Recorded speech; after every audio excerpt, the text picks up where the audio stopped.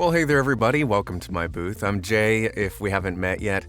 And I've got a couple sections of an audiobook that I wanted to share with you. This is The Sleeper. It's book 4 in the Lance Spector series. It should be coming out soon. And these two passages, one I thought was just really exciting, and the other I thought was a really great sort of slice of life section. As these books have gone on and I've spent more time with the characters, and it's really great. I'll talk more about it after I've read the sections, but I really like what this author's done with the characters as the series has progressed. Let's dive in. Stan's voice came over the radio. Hold on, I've got movement on the Muse. Is it her? We've got a man and a woman coming out of a door. I'm trying to get a visual on the face. I see them, Hamish said. Stay where you are, Hamish, Chapman said, getting ready to abandon his position. Don't spook her.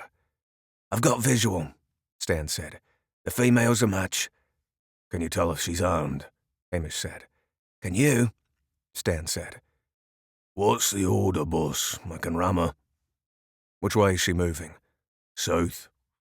Follow her, Chapman said, throwing his rifle in its case. And Stan, stick on her like glue. Chapman had a car on the street below, a black 7 Series BMW with tinted windows. The plates were false, and nothing in the vehicle led back to him. When he got to it, a parking attendant was writing him a ticket. Chapman ignored him and got in the car. He fired up the engine and almost caused an accident when he pulled into the traffic lane. He rounded the park and turned south onto Fitzmaurice. Where is she now? Coming your way, boss, Stan said. Running? Walking, briskly. Good, Chapman said, pulling into a parking spot on Fitzmaurice. He wouldn't have chosen the spot. It was an expensive street, home to a number of high-profile private clubs. Chapman was outside one of them now, its blue and gold flag mounted on the wall above the door, and from where he sat, he counted 6 different security cameras. I'm guessing she's heading for Green Park, Stan said. Hamish? Still walking. Traffic was busy. A lot of pedestrians. I'm right outside the Lansdowne, Chapman said. Right side of the street with my hazards on. We'll be there in 30 seconds. As soon as you round the corner, charge her with the van, Hamish. I won't be able to hit her, not with these barriers. She'll run my way, I'll shoot her below the waist. Then we throw her in the van and patch her up at the warehouse. Chapman opened the glove compartment and took out a Glock 17 9mm pistol. He watched the sidewalk in his rearview mirror. The woman came around the corner, walking at a quick pace, but not panicked. Hamish came around the corner behind her in the van. As soon as he had a clear run at her, he gunned the engine, and the van lurched onto the footpath, bouncing over the curb. Pedestrians leapt in every direction. He hit a garbage can, lost both wing mirrors, charging headlong for the woman. She was supposed to panic. She was supposed to run toward Chapman and his 9mm. But she didn't. Instead, she turned to face Hamish's direction, staring down the charging van. Hamish rammed another bin, crushed a bank of locked bicycles, then hit a sturdy lamppost, coming to a halt not 10 feet from her. Chapman watched Hamish fumble for his gun, but before he found it, the woman had hers drawn. She raised it up, pointed it at the windshield, and fired 3 shots through it. So that was the first section, obviously. Really intense, really driven, really pulsing, and it's got that sort of classic espionage feel, and I just love that section of the book, particularly because it goes sideways. And then this next section, as I said, is just a slice of life thing. You'll see what I mean in a second here. Lance woke early.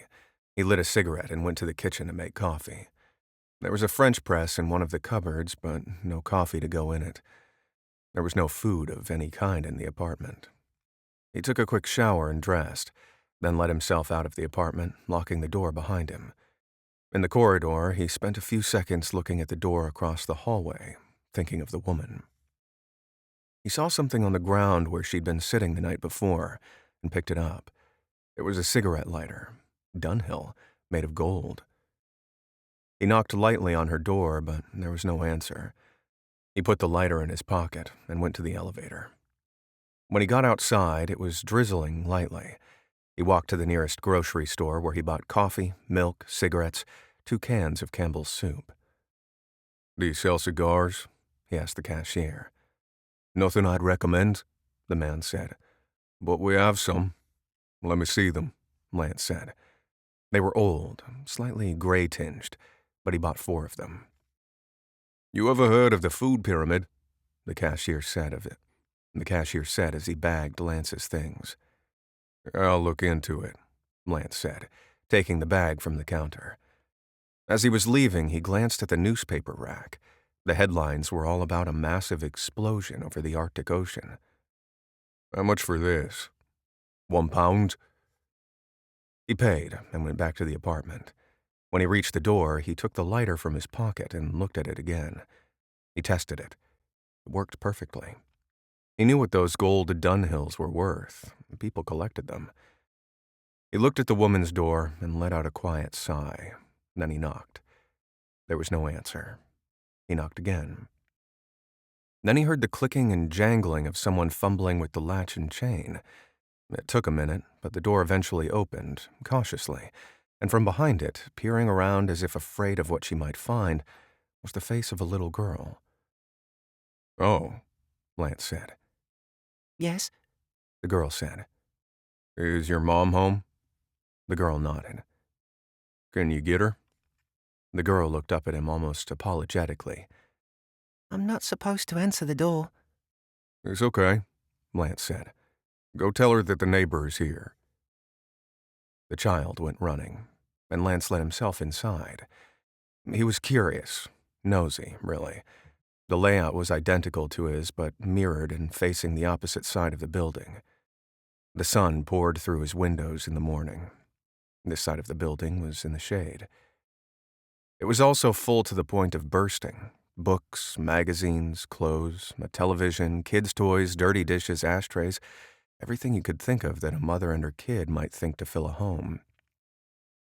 Lance looked for a sign of a man, but saw none. He looked in the kitchen. The sink was full of dirty dishes. Bills, postcards, a few drawings were held to the refrigerator door by colored magnets. The kid came back from the bedroom and found Lance standing in the kitchen. "She's asleep," she said. "Mommy's asleep?" She nodded and walked past the kitchen, planting herself on the sofa in front of the TV. Next to her was a ratty-looking stuffed rabbit. "Is she in the bed by herself?" Lance said. The girl nodded. Lance went to the door of the bedroom and peeked in. It was a mess. The woman was asleep, her arm hanging over the side of the bed like a vine. The sheets were in knots, pillows and blankets everywhere, and on the wall behind the bed a string of Christmas lights hung from the ceiling. At the foot of the bed, a video camera was set up on a tripod. It pointed at the bed, and on a small table beneath it was a laptop computer. Behind the camera, on a second tripod, was a ring light. "Hey," Lance said. The woman showed no sign of life, and Lance went back to the living room. The kid had turned on the TV. "How long is she going to sleep like that?" Lance said. The kid looked at him like he was speaking a foreign language. "Shouldn't you be going to school?" "I don't know," the girl said. "Have you eaten breakfast?" She shook her head. Lance's groceries were still by the door, and he went to them. "Did you know I'm a famous chef?" Lance said. "No." "Breakfast is my specialty." The girl looked skeptical. "Really?" he said. "You're lying." "I'm going to prove it to you." He went into the kitchen and found a can opener. He opened a can of the soup, poured it into a saucepan, and put that on the stove. The girl watched. "Soup?" she said. "Tomato soup." "For breakfast?" "Why not?" She walked over to him and took the empty can from the counter and examined the picture. "Toast too?" "I didn't buy bread." "We have some." Lance found the bread in the refrigerator and put 2 slices into the toaster. "Butter's in the fridge too," the kid said. He looked at her. "You're a smart kid, aren't you?" She nodded. They ate together. When they were done, the kid said, "We better clean up." "Let's not get carried away," Lance said, putting the bowls in the sink. You'll be sure to tell your mother I stopped by when she wakes up, all right? The girl nodded, and Lance let himself out of the apartment. He still had the lighter.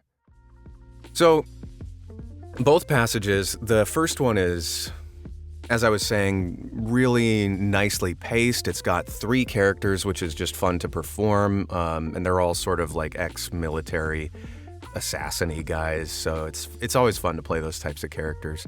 And then this second one, what I really enjoy about it is Lance, the titular character of this series. He's a CIA guy, tough, does some pretty intense things, some violent things throughout the series. And as it goes on, the facade gets cracked more and more. And this is sort of one of the most, so far in the series, at least to my opinion, is one where his pushing against that side of himself, the tough CIA caged off guy, starts to crumble a bit more. And this scene in particular I liked because it rides the line of like kind of creepy. He goes into this person's apartment unwarranted, and because he has this, he just doesn't know how to be a person really anymore. Sort of, he has this like vigilante justice edge to him, but then at the same time, he just sits down and has breakfast with this little girl, and it's this unorthodox tomato soup breakfast, which just further shows that he doesn't really know how to do things, but he's trying. And this whole book is sort of, that side of him becomes more and more prevalent. And I really, really dig that about the progression of his character, at the very least. And it happens with other characters as well. And then as far as the performance of this scene, another thing that I love about it is you don't have to do anything because the writing itself is very cinematic. So you're just sort of describing images and moving along. And it just leaves you free as the narrator and performer to just be the characters in the scene, which is always lovely when you get to just be them and you don't have to think about it too much, and particularly a tender moment like this, which is just really, I'm always a sucker for those type of moments. Anyway, I hope you enjoyed this. If it was helpful, let me know. And if you like this stuff and you find it helpful, you can help us out by just taking a second to click the buttons down there. Helps other folks find us. And then if you want to go a step further, you can either buy me a coffee or do the YouTube super thanks thing. Neither's necessary. Both are very much appreciated. But until the next one of these, be well, and I'll see you there. Toodles.